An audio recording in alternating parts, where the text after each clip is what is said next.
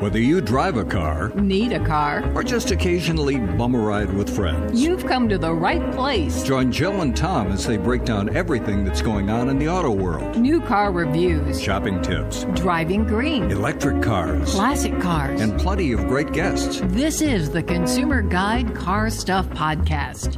All right, this is the Consumer Guide Car Stuff Podcast, and I am Tom Appel. Thanks for joining us today. When you get a chance, do me a huge favor. Check us out at consumerguide.com. That's consumerguide.com. Check out our 2024 Best Buy picks. This list is a great place to start if you're starting to test drive new cars. Also, and this is a big deal, you can stream back episodes of the podcast right there on our homepage. All right, back in studio. And in truth, we haven't seen each other in a while because we pre-recorded a couple of episodes to keep current, or not current. A couple of stories came up. We haven't addressed them yet. Yep. But Jill, I'm sorry to hear you had a bad holiday.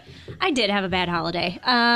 So went to my parents' house for Christmas, and it's been no secret. If anybody follows me or knows me, my dad has been very sick. Yeah. And he had Lewy body dementia, and he passed away on New Year's Day. I am very sorry to hear that. Thank you. We had a great Christmas, and he was actually very alert and attentive. And, I think that when patients are in dementia, they go through kind of that last phase of a little bit of like recognition and, saying goodbye. And didn't realize that was it, but that was it. Yeah, I'm sorry you had to go through that. I'm glad you had some time with your dad. Yeah. I met your dad twice. It occurs to me I met your dad twice, and both times he was wearing a tuxedo. He was. What are the odds? Pretty good when we went to the Black Tie Auto Show, and then you were at my wedding. So, yeah. Yeah, I don't know what order that was. Was it the black tie first? Probably. Okay. Yeah. No, my dad loved cars. And so when I first started writing about cars about 20 years ago, I was working at Pioneer Press newspapers in the suburbs of Chicago, and they would get free tickets to the Black Tie Auto Show all the time as like promotional whatever. And so they would give me 2 tickets. And, when I first moved to Chicago, I wasn't dating anybody. I didn't really know anybody. And so I would invite my dad to come with me. Fun. And so he was just like, well, you understand now. You have to bring me every year. I used to go to the auto show with my dad, too. We haven't done that in a while. My dad's not walking as well now, so we may not do that. Yeah. Which is a shame. I wish we would have done it more, actually. Yeah. Now, you wrote a nice tribute to your dad. How can people read that? Yeah, so my dad's name was Joe Simonello, and so if you just search for his name, you can find it that way. Also on my Facebook page, I have it linked there. I have it on my LinkedIn page. But, my dad was a really cool guy and a really strong supporter of women. And, in many ways, I would say that he is a big part of the reason why I ended up writing about cars. I won't say it's because why I ended up writing about cars. It's why I didn't think I couldn't write about cars, if that makes sense. And that's key. Because there are a lot of women who I think probably wouldn't think of going into a male-dominated industry, but it just never occurred to me that this was something I couldn't do. And I would say probably for the first 10 years, it didn't even strike me as weird that I was the only woman writing about cars. The only thing that was weird was how short you were. That's true. That's true. I was really short. But no, and it's only probably been in the last 10 years where, more women have entered into it, and they're like, it's weird that there aren't as many women. And I was like, I guess it is. But it just, it never occurred to me that there wasn't anything I couldn't do. And my dad was the reason for that. Well, that is a nice tribute to your dad. And we can link to one of the places where that tribute lives. Yeah, thank you. All right, so this is topical, not something we missed, but something topical. It's cold. Oh my gosh, it is so cold. Somebody's wearing shorts. We're in Chicago. Well, yeah. Hint, it's not me. The shorts thing doesn't matter if I put on long pants when it gets difficult to wear shorts. That's not a tribute to shorts. So I have to wear them now. My eyelashes froze shut when I was on my walk today, and Tom is wearing shorts. Yesterday, I got to the health club. I leave my gym bag out in the car. Uh-huh. My swimsuit was crunchy. Oh, gosh. So that spent some time in the shower before I put it on. Yeah. But my point about the cold, you and I are both driving pickups now, but very, very different pickup trucks. Yes. And I am driving the Ram 2500 Rebel Cummins-diesel. Yes. And I'm reminded of my times working at a service station in the 80s, because a thing I knew, but I just sort of forgot, diesels are great in the cold, but they don't start that easily. No, they do not. And I kind of forgot about the glow plugs, and it is profoundly cold. It was minus, I don't know, 13 last night, minus 17 when I left for the health club. Car had been parked all day. Right. I tried to start it. Well, I did start it, but there's nothing wrong with the car. But I hit start, and a little thing comes up that says warming engine or something like that. It took like a minute and a half just sitting there for the glow plugs to warm up the diesel engine. And for people who don't know how this works, gasoline-powered cars are fired by a spark plug. Diesels, compression ignition engines, work by the heat of the engine. And if there's no heat, it's not going to start. Right. So these glow plugs fire off, but they usually do it right away and we don't notice it. Right. But when it's 17 below, not so much. Right. So this would be a use case, Tom, for remote start. Yes, it would. I'm going to put that out there for you. I never do it because I test fuel economy. Okay. So I don't like the idle time. Right. But yes, that is something for a diesel especially. Right. I've actually started testing. So I live in a second floor apartment, and it's like a 4-flat building, one of the vintage Chicago deals. And so I live in like the second floor, and I have a garage space behind the building. So I've started, and sometimes like when I'm driving a truck, I have to park in front of the building, but I can usually get like pretty much in front of my building. So I've started testing from my second floor if the remote start works into my garage and like into the front of the building. And I've had like I'm batting like 1,000. Really? Yeah. So like I can't even see the car, and I'm like clicking the little remote start button, and it turns on in my garage. I have done things when health club again. We'll like get to the health club and I had my wallet out to get an iced tea, which I always do, and then I put it up on the visor and I forget about it. Now I'm setting myself up for crime, and I'm like, I don't know if I locked the car, so I'm like in the health club just hitting lock. I don't know if it works. Well, here's to hoping, right? Some cars these days, it's kind of cool when you walk away from the vehicle, and if you've been away from it for like 10 seconds or whatever, and it doesn't sense the key fob, it just automatically locks. This also makes it impossible to photograph certain cars.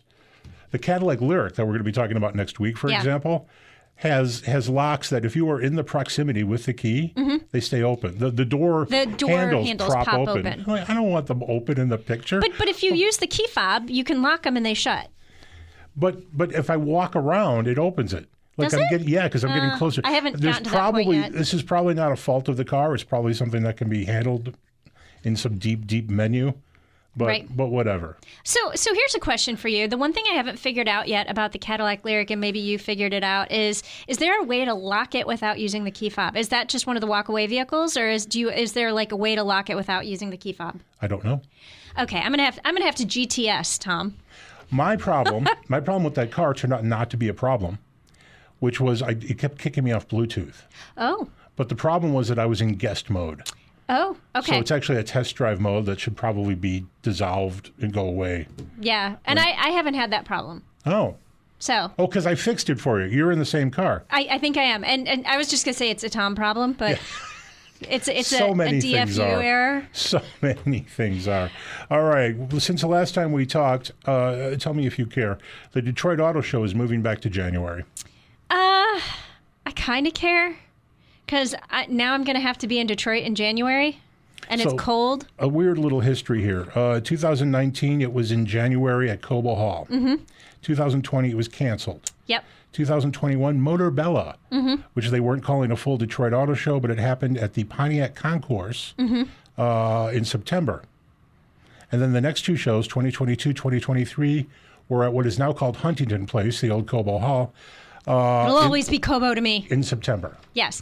So the year that got canceled, it was supposed to move to June. It was supposed to be in the summer and be this big like festival. And I get why that would work. Yeah. It didn't work really. Well, it didn't work because it was canceled. But but the subsequent show. But the September one was never going to work. Like that's back to school time. Like it was never going to work. And I understand why Detroit did it because they were trying to be away from everybody else. So, the Chicago Auto Show is in February. CES is in January. You've got the New York Auto Show in April. You've got the LA Auto Show in November. So those are the big shows. So they were trying to position itself in a time when nobody else was going to have news going on. Yeah, January was terrible for them because they were after CES. Right, like literally a day after. Yeah, the old Consumer Electronics Show. So media didn't make both, and a lot of manufacturers didn't want the hassle of setting up two different things in two different locations.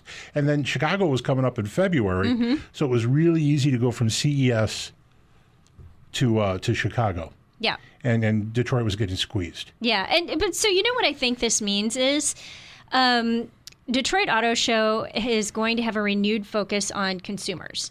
And so they're kind of saying buzz off to the media a little bit. And but they're going to have really like they're focusing on people who are already in Detroit or in the Detroit area who would come in January to see the show. Yeah. So let's talk about this media thing, because this is an interesting issue. For a while now, we've had manufacturers, and this is happening in Chicago too, where there's this concern that the media is disappointed that there aren't product launches. And well, okay, I guess I'm disappointed that I'm going to media days and there's not a lot to see at media days. But if you're a consumer, who cares? Exactly. Who cares? It's two different things. It is two very different things. And I don't really care that there aren't launches in Chicago if there's a lot of stuff for people to see. Right. And you know, I mean, my biggest thing about the auto show is as somebody who also does YouTube videos, and my big thing is I like to do comparison videos at auto shows because everybody's there. At least everybody was there. And now, like, automakers are starting to pull out of a national focus.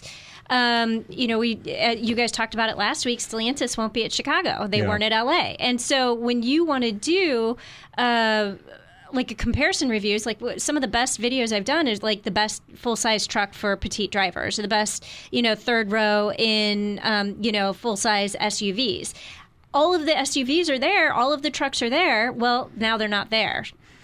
The Stellantis thing is interesting. This is a terrible year for Stellantis because the product cadence, I mentioned this last week, the product cadence isn't in their favor. No. I did forget a vehicle. I forgot the Dodge Hornet.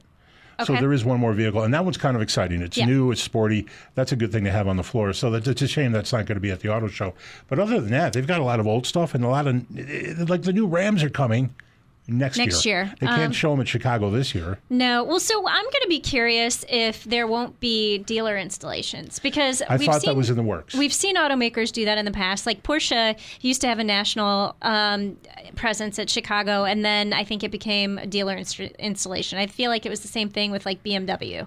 So, and maybe even Mercedes. It's interesting about Chicago and luxury makers. Like, we're right on the cusp. Right. We're not like Miami. We're not like New York. We're not like LA, but we're close.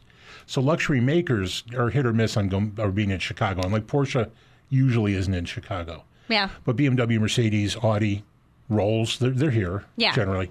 But enough of that. Enough of that. You were going to talk about a vehicle that I wanted to get into a little bit, and that's the F-150 that you drove to Indianapolis. Yes. And that is the Tremor. Yes. New trim level?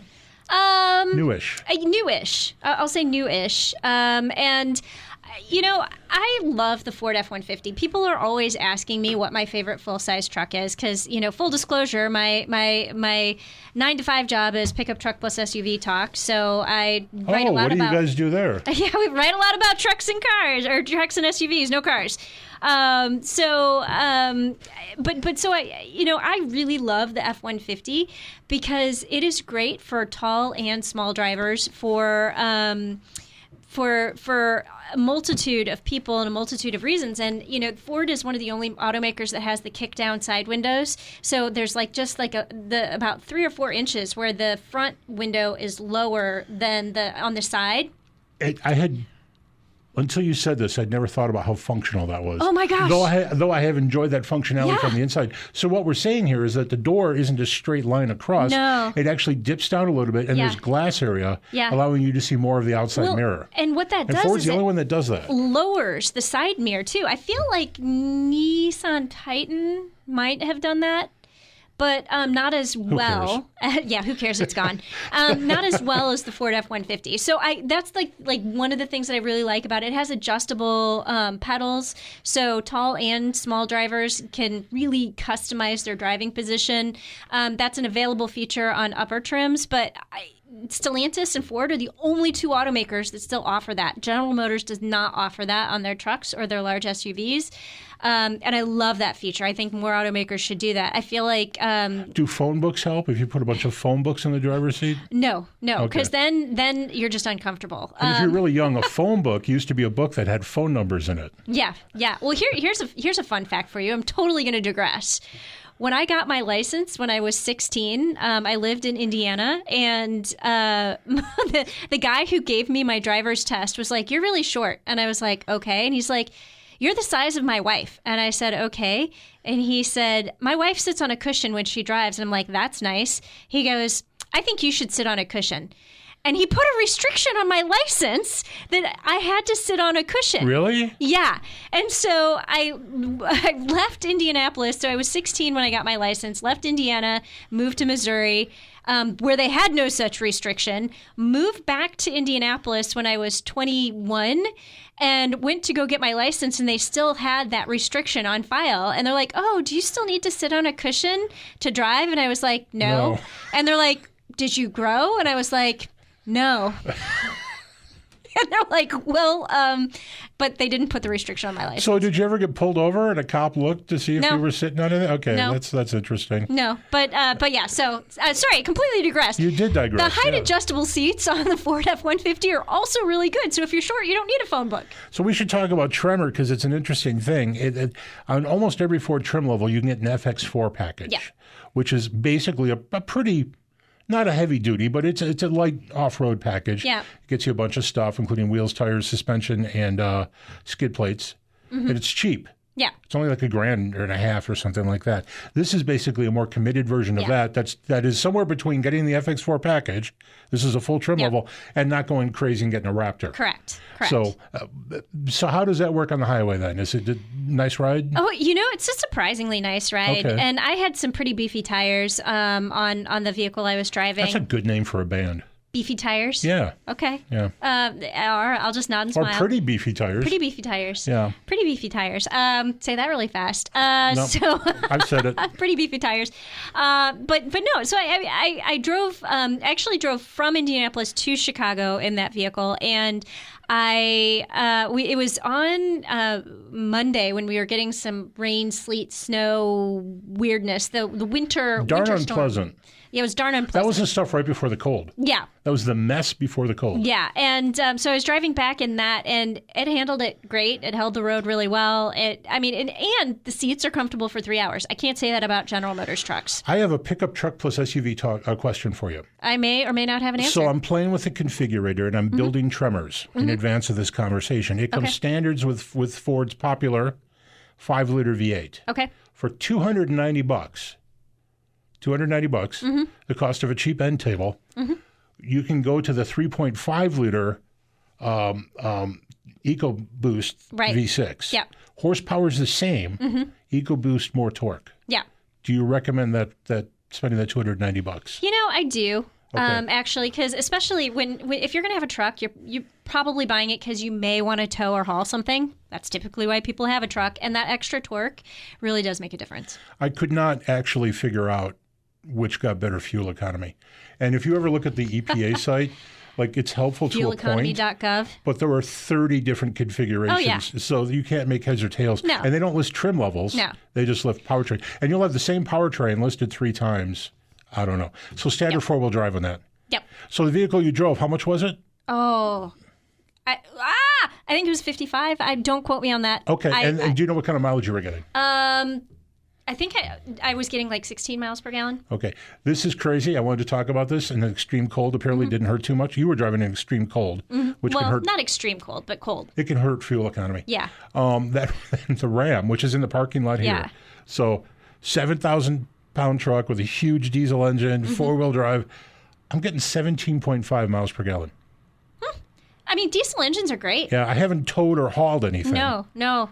But they get great fuel economy. All right. Any closing thoughts on the F-150 Tremor? I like the packaging. It's more than just a design package, because a lot of times Ford will give you some kind of trim or whatever, and it's like, ooh, orange accents. But this is more than that.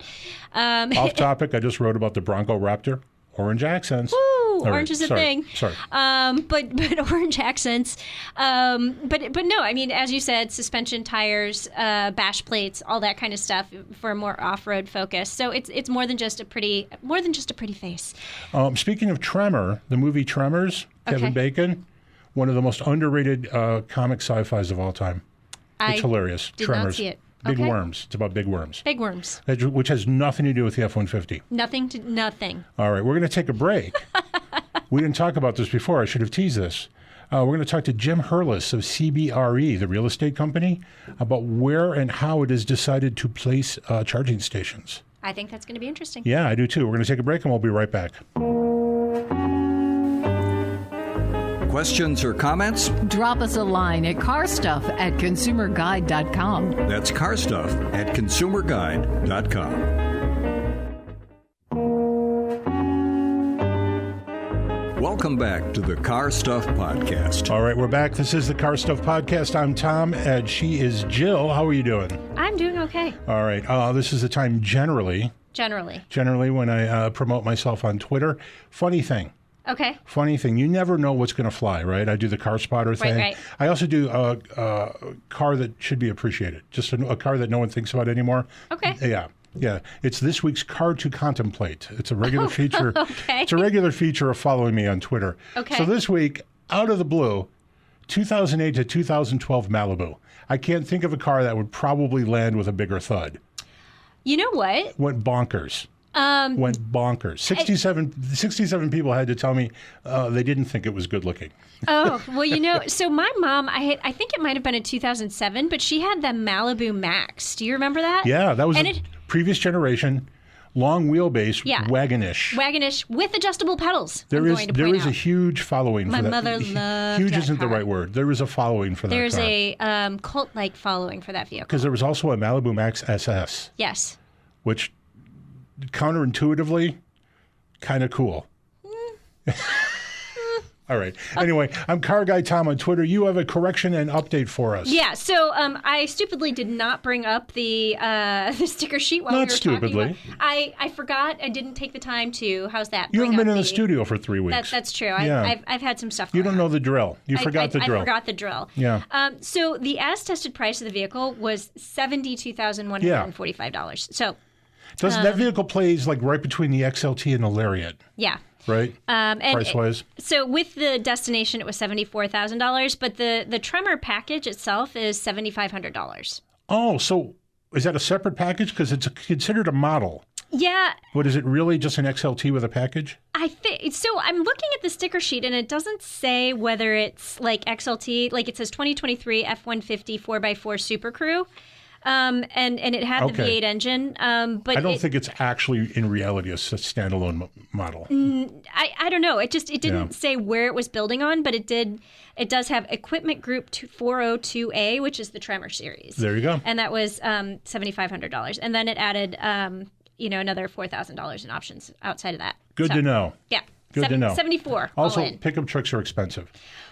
Very expensive. So, Jill, you and I have been talking a lot about charging. We have. And we've had some disappointing charging experiences, which more charging. But the thing that we have not talked about, the thing that we have not talked about, is where charging stations go and how it is decided where they're placed. Yes. All right. Our guest today is Jim Hurlis. He is the global real estate leader for electric vehicle infrastructure at real estate investment firm CBRE. And he is here on his day off to talk to us. Jim, how are you? I'm doing great. Thanks a lot for having me. I realize you guys are honoring MLK Day today, and you're taking some time to join us. We very much appreciate that. Absolutely. Happy to be here. Now, when I think about really prime real estate, especially along the interstate, I think about things like the Cracker Barrel restaurant chain, and I also think about Walgreens. And like these organizations are just really good at getting a hold of good real estate, but I've never really thought about where charging stations go, and that's what you guys do, isn't it? Yeah, absolutely. You're spot on. That's one component of what we do is help to identify the right locations, but it also comes down to the right location having incentives offered or tied to those addresses as well. So my first question to you, and I really appreciate your time today because I love this topic. How is it decided? Do you reach out to property owners for these little chunks of land that you use, and are they being purchased or are they being leased for this purpose? There's a lot that goes behind to answer that question. Yeah. So first off, we look at this a myriad of different ways. CBRE being the world's largest global real estate firm, we have a lot of relationships with portfolio owners and real estate investors. Okay. Those are the parties that are really looking to bring charging infrastructure to their portfolios across the country.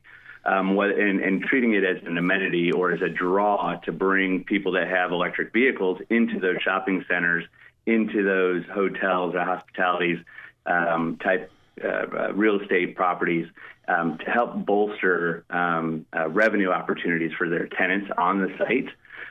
So they will come to us, and likewise, we also go to them as well. And we start to talk a little bit about what it looks like to electrify the portfolio based on EV adoption within that market. So right now, it would seem like this is like a boon time for this, right? There are charging stations going in everywhere. There was the NEVI, the National Electric Vehicle Infrastructure Act. All this stuff is happening. So is there just a whole lot going on right now when it comes to trying to find these properties?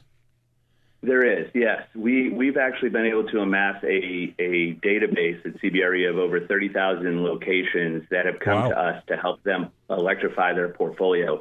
And we will take those and actually match them with the right charge point operator based on the type of business that they're looking for. And there's a lot that goes into the real estate aspect based on dwell time, should we have level 2 charging or level 3 DC fast charging put on the site? How many multifamily apartment buildings or multifamily or renters are in the area that drive electric vehicles? A lot of times they're the ones that have to go and use that charging infrastructure within a radius of 2 to 3 miles typically of those multifamily homes. So, finding a coffee shop and putting some charging stations there so that those folks that dwell or live within those multifamily apartments are able to go and have a cup of coffee while their vehicles are charging, or at breakfast or lunch, or shop for their groceries. And that is one of the biggest drivers that we're seeing right now is proximity to multifamily and renters that own electric vehicles.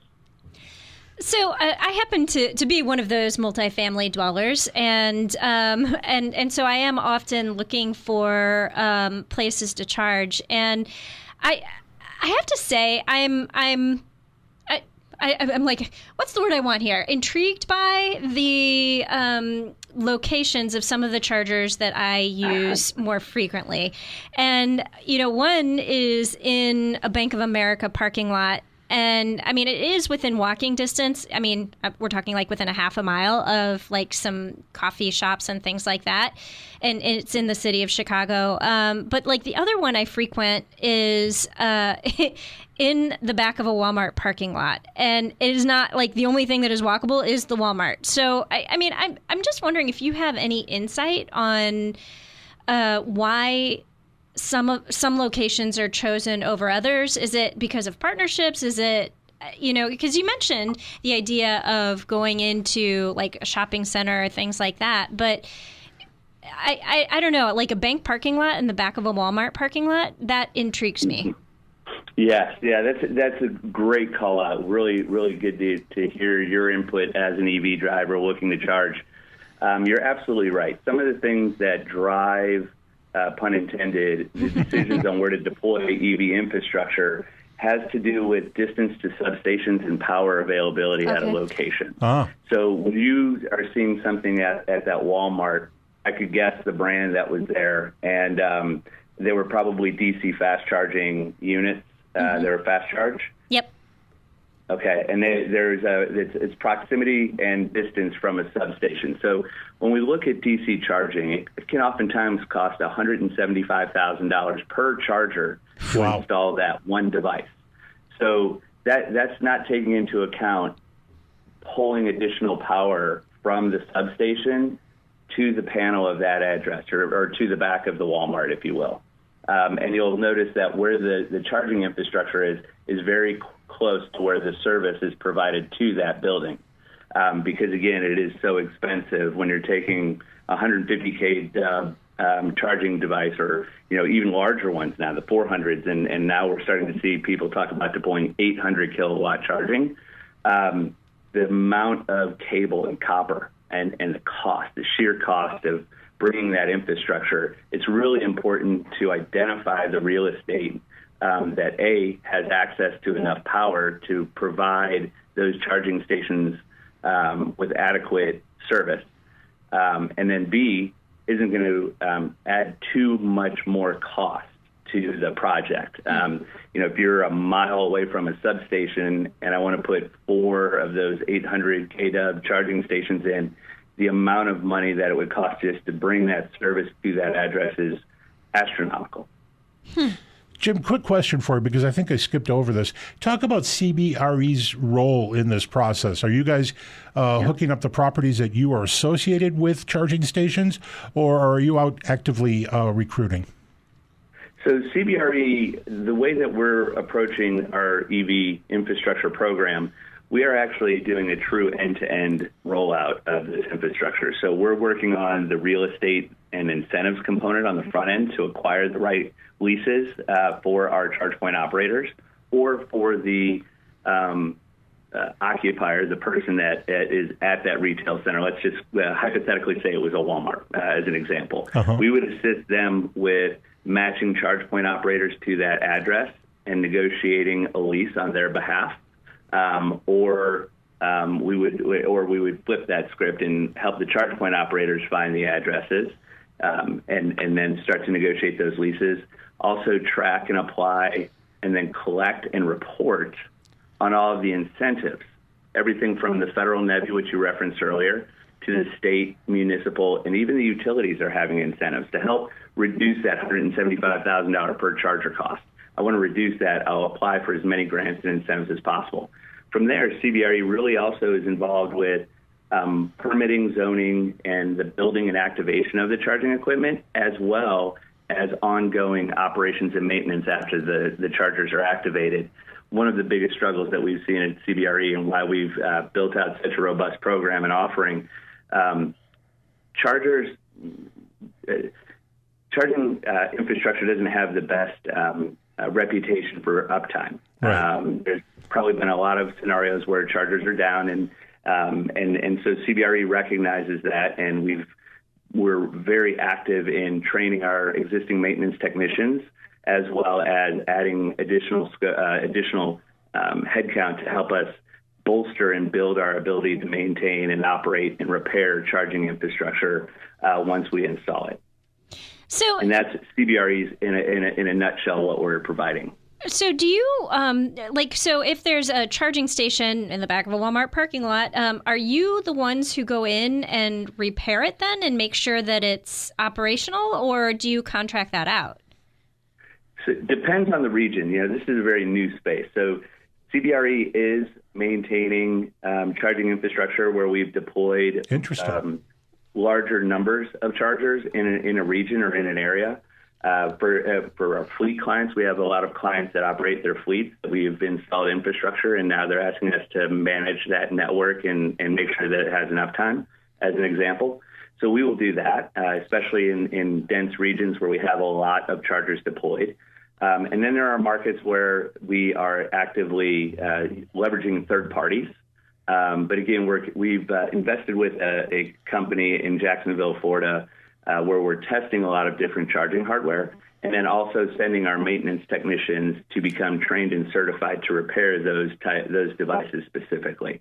So as we continue to grow out more and more infrastructure for our clients, we will continue to educate or train and certify our existing maintenance force to repair those networks. I'm going to put this as delicately as I can, but I do want to address it.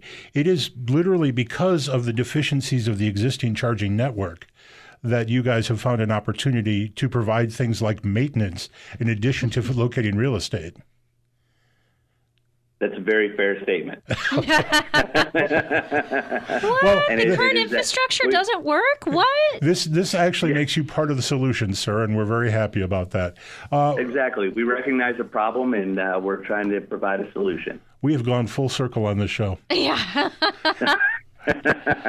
Jim, is there an opportunity for landowners, say they have they have some sort of retail a restaurant, some sort of store or something like that. Is there some opportunity for them to generate revenue by leasing out a portion of their land? And is that revenue significant to landowners?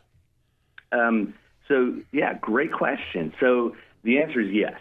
There are revenue sharing opportunities that the charge point operators, should that landlord decide that they want to rent out parking stalls. I want to have 6 chargers in the parking lot, as an example. They can work on 2 types of revenue generating opportunities. One would be a lease for those parking stalls, so they would pay rent. The charge point operator would pay rent on those stalls, or the landlord may opt to participate in revenue shares, net revenue shares from the sales of the electrons at the charging. And the revenue opportunity in public side is really hard to measure. When you look at net revenue sharing 10, 20% of net revenues back to the landlord, that's all based on utilization and driving that utilization. And on the public infrastructure side, it's a little bit harder to predict and manage that utilization curve, if you will, and to build a case around it. So I think the bottom line is you won't get rich, if you will. But, as demand grows and utilization continues to grow, different retail strip centers have nail salons and coffee shops and sandwich shops.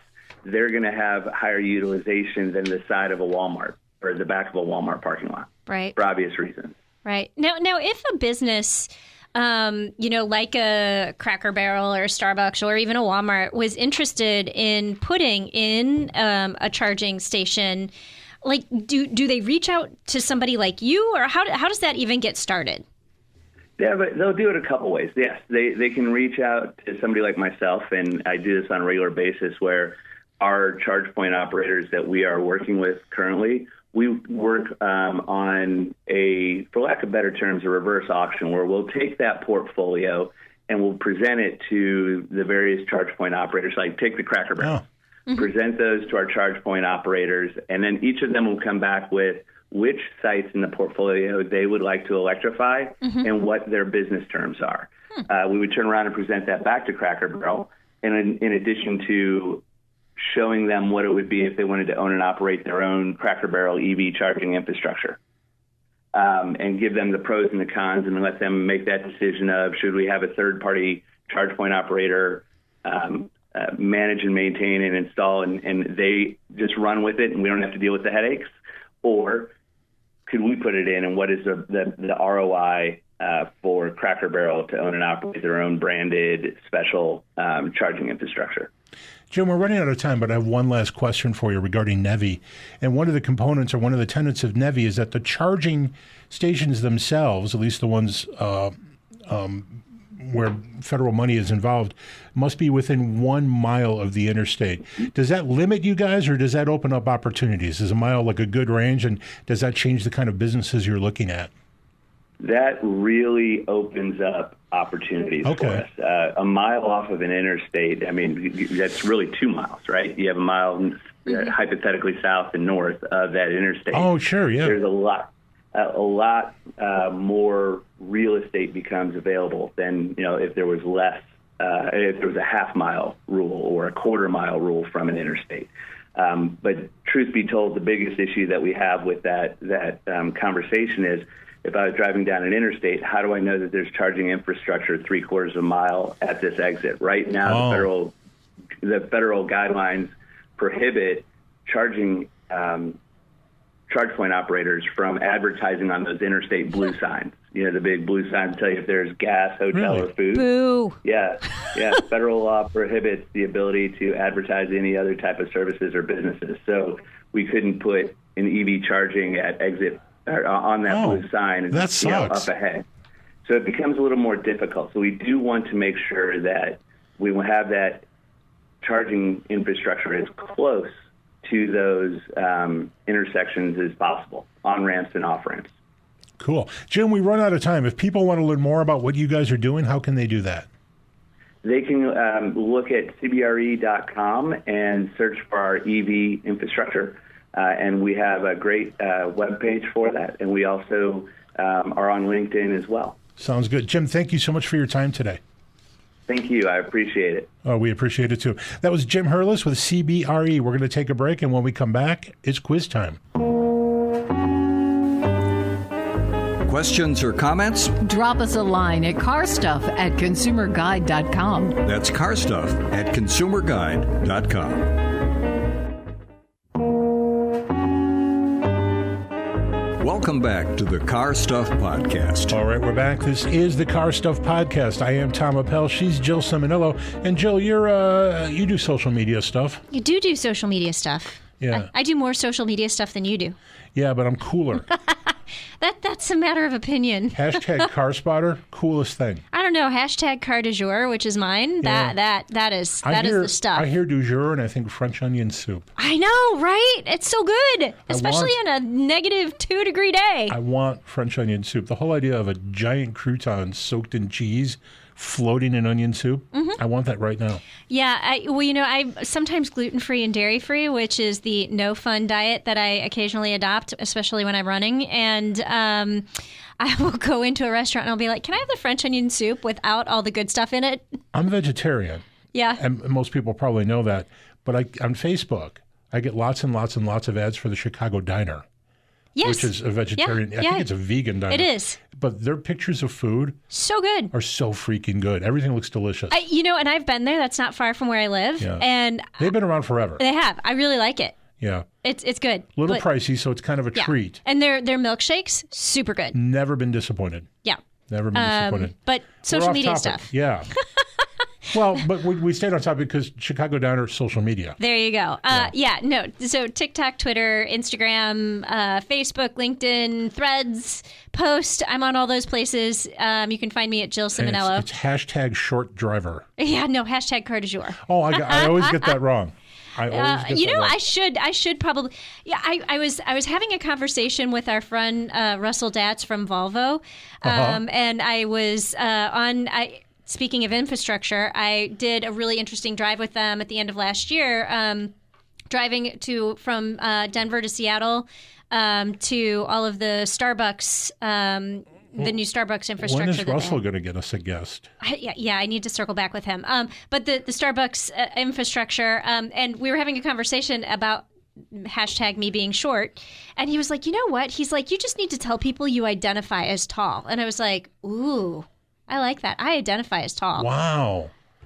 On that note, I identify as slender. Oh, okay. Well, there you go. It's all good.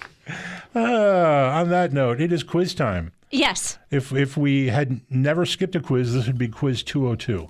Okay. I have no interest in going back to find out how many quizzes we've had. Have we skipped a quiz?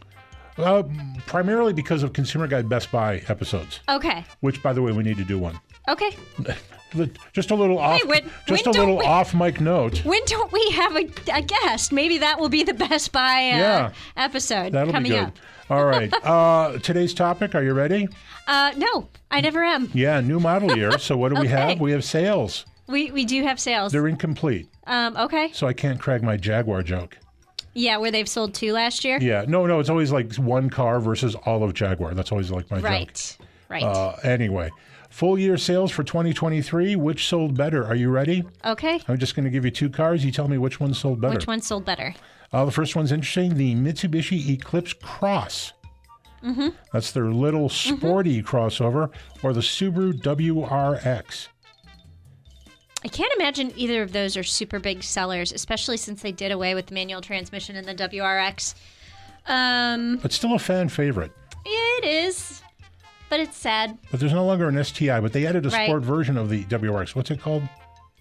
We'll have to go back to that. Yeah, I'm like, I don't know, but no STI.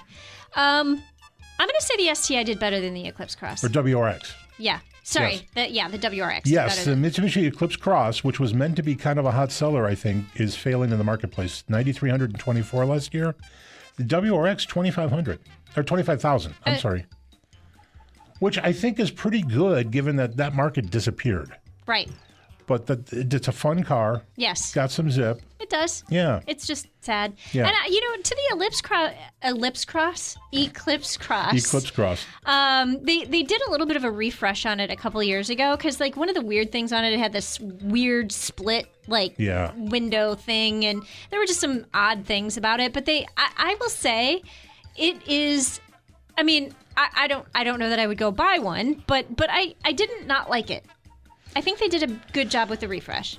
I guess they did. No one's looking at it. No. Anyway, but you said Subaru? Yeah. You're on the board. You have 1 point. We should explain the rules. There Yes. are 5 questions plus the bonus question. Yes. You need 3 total. All Okay. right, next one. Big numbers now. Honda Civic or Toyota Corolla? Honda Civic or Toyota Corolla. So, Traditional frenemies. yeah. I mean, Civic had a refresh. I don't think it was last year, but the year before, which looked really nice. It's a great car. But the Corolla is a perennial bestseller. It's a perennial favorite. I think it's going to be really close. It's pretty close. I Need an answer. know you do. I'm going to go with Corolla. You're correct. 232,000 to 200,000. Though that Civic refresh really bumped things up. The year before it was just 133,000. Okay. Yeah. Interestingly, Toyota Corolla sales have not suffered, though Civic sales have gone up. So a little movement into that compact sedan market. Yeah.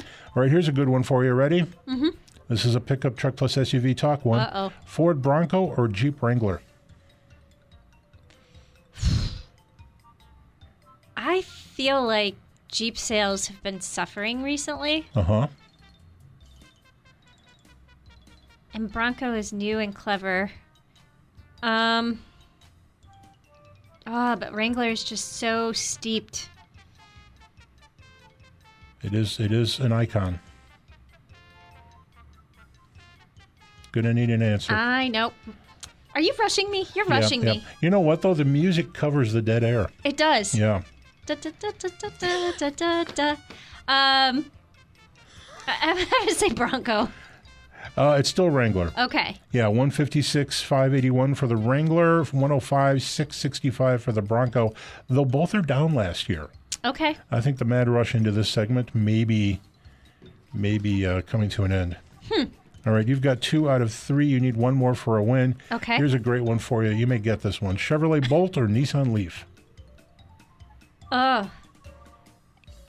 You know what? I really like both of these cars, but the big downfall for the Leaf is the CHAdeMO charging, in my opinion, because it's just that not as prolific, and if it's broken, you're in trouble. If it wasn't for the Leaf, Chargers would not have CHAdeMO and CCS. No. We would just have the one charging connector. We would just have CCS. And all our lives would be easier. It would be. And I feel like Bolt also had some really big discounts, Yep. but it also had that big, fire issue. That was fairly long ago now. I But know, yes, but yeah, that's people have long memories. cars that catch fire, kind of a deterrent. Kind of a deterrent. Yeah, But I'm still gonna go with Bolt. easily, Okay. hugely. Yeah, the Bolt Bigly? 62,000 bigly.